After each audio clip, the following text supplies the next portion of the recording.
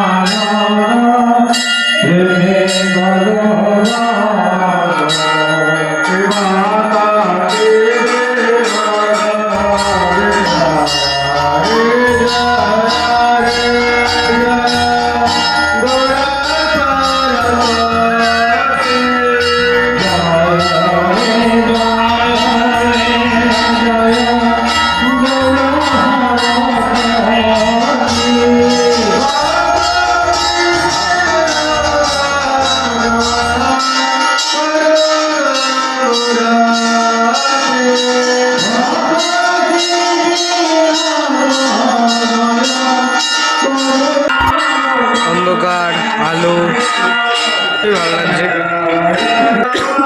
তো সারাদিনের পর একটুখানি এই ঠাকুরের কাছে আসতে মন প্রাণ সবই ভালো লাগে। আর আমরা এমনি একটু আলাদা টাইম স্পেন্ড করতে একটু অনেক বেশি পছন্দ করি, কারণ হচ্ছে বিকেলবেলা দিকে ঘুরতে পারি না, ঠিক আছে।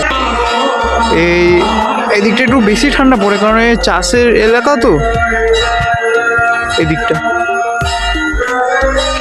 তো ব্লগটা এখানেই শেষ করছি, আবার নেক্সট ডে আরও নতুন নতুন ব্লগ পাবেন। আমাদের ডেলি লাইফে আমরা কী করছি না করছি এই আমাদের, ঠিক আছে, সুন্দর দরকারি, ঠিক আছে। তো আজকে এই ব্লগটা। তো গাইজ, আমরা ঘুরতে চলে এসেছি এখন পড়াশুনো শেষ করে এই এয়ারপোর্টে, পানিকলের এয়ারপোর্টে।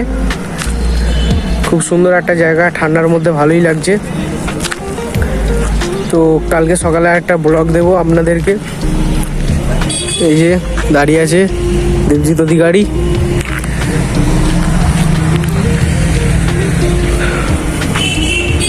ট্রেন ঢুকছে,